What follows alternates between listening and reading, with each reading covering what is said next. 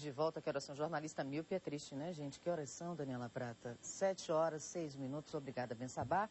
Agora a gente vai conversar ao vivo uma entrevista com o delegado-geral da Polícia Civil, o senhor Hélio Jorge, que assumiu o cargo na semana passada. Bom dia para o senhor. Bom trabalho, em primeiro lugar.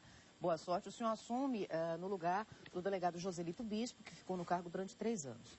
A gente verifica, delegado, os índices de violência crescentes. Ano passado foram 1.600 homicídios. Na sua posse, o senhor anunciou a criação de um departamento de homicídios. É uma das suas medidas para combater o crescimento da violência, delegado? Sim, uma das nossas principais formas de combater e reduzir índices de violência e criminalidade no momento em que nós nos encontramos é através de intensificar essas operações de repressão, principalmente aos crimes contra a vida.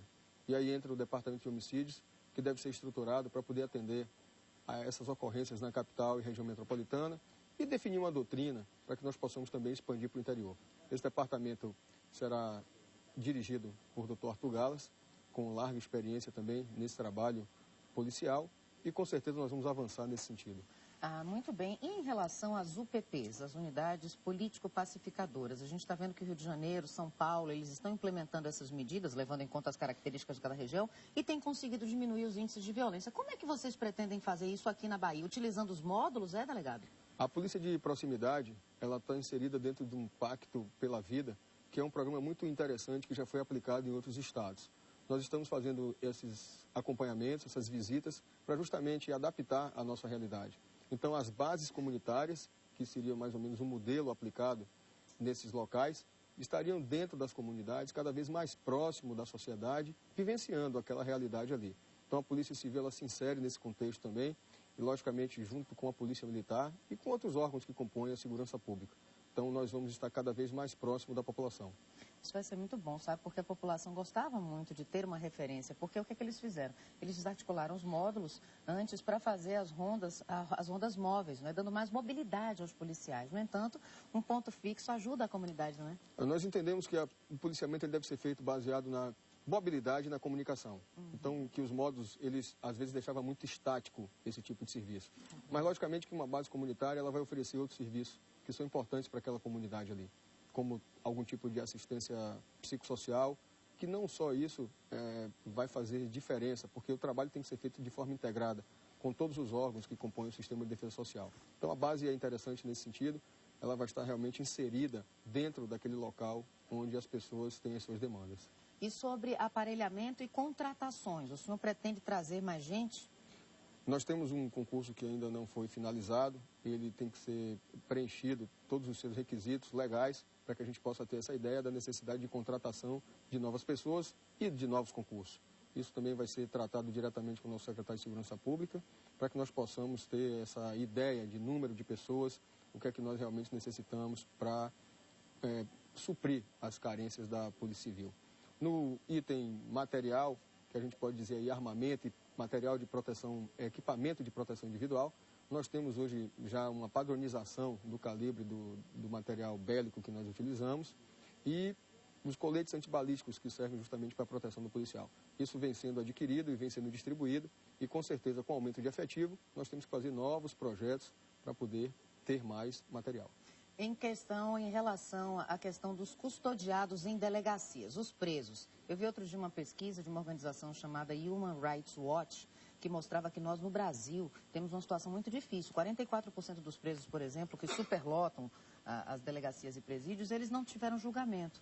E aí é um ciclo vicioso de mistura de pequeno bandido com grande bandido, entre aspas, né, que fomenta cada vez mais o crime organizado. Como o senhor pretende tratar essa questão? A situação de presos em delegacia de polícia também está sendo acompanhada para que nós possamos dar encaminhamento para o sistema prisional. Isso só pode ser feito através de um trabalho de parceria estabelecido e também buscando recursos junto ao Ministério da Justiça para a construção, para a criação de novas vagas e outras medidas que podem ser aplicadas. O preso ele deve permanecer na unidade policial o tempo necessário para as formalizações que devem ser feitas, ou um flagrante, ou porque ele está num cumprimento de um mandado de prisão temporária, e assim que possível ele seja encaminhado para unidades prisionais onde ele deve realmente cumprir a sua pena. Mais uma coisa, delegado, em relação à impunidade no nosso país, a gente vê vocês da polícia fazendo um serviço, olha, essas são imagens de operações policiais, no caso você vê a Polícia Militar, mas eles se juntam, Polícia Militar, Polícia Civil, Polícia Federal, para fazer as operações e, de repente, vimos também a Justiça não atuar como deveria, no caso, por causa da lei, por causa do nosso Código Penal, que parece um pouco defasado, segundo os próprios especialistas em segurança pública. Como é que o senhor vê essa questão versus o grande problema de enfrentamento da violência?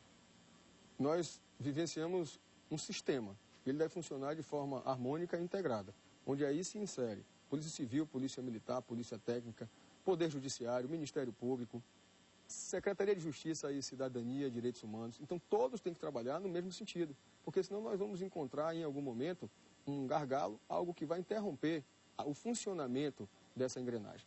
Então, com certeza, a gente tem que estar acompanhando bem de perto, a gente tem que estar encaminhando da forma mais transparente, mais clara, dentro de todas as previsões legais, para que esse encaminhamento seja o mais célere possível.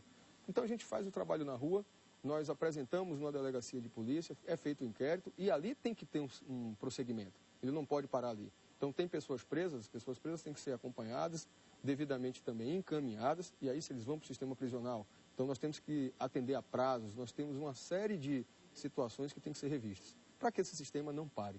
Eu estou perguntando isso para o senhor, porque tantas vezes parece que o grande problema da questão toda é a raiz. É o que motiva o crime. E o trabalho de vocês fica à mercê desse Código Penal. Ontem mesmo, sabe, delegado, eu recebi a ligação de uma mãe lá de Valente. O filho dela foi morto por uma moça chamada Edna, em frente à delegacia de Tancredo Neves. Então a moça ficou uns 4 meses presa, depois foi solta. Foi presa em flagrante, depois foi solta. E aí é um exemplo de como a justiça se comporta em relação à punição, né? Isso dificulta o trabalho de vocês. Nós temos que fazer essa observação com referência à nossa legislação. Então, nós temos a legislação penal e a legislação processual penal. E, com certeza, havendo essa necessidade, tem que ser revistos em alguns momentos para que essa certeza da impunidade também não fique, que é o que dificulta muito o nosso trabalho. Nós realizarmos a prisão e, em seguida, a própria sociedade, até a própria polícia, vê que aquela pessoa não foi devidamente punida dentro daquilo que ela praticou. Então, é necessário, sim, que toda a sociedade se mobilize, que as polícias também tenham as suas intenções revistas, para que essa legislação seja cada vez mais atualizada. Nós temos um Código Penal que é de 1940. Exatamente. Então, por isso mesmo que a gente clama, a gente suplica que logo se faça essa reforma, sabe? Que logo se faça, porque senão não adianta nada o trabalho da polícia. A polícia já está atuando no X da questão, já na consequência do problema, né? E é preciso uma atuação também dos órgãos em relação à raiz. Delegado, muito obrigada pela sua participação aqui no Baianado. Bom trabalho. Ok. Bom trabalho para o senhor e nos deixe informados, viu? Ok. Sobre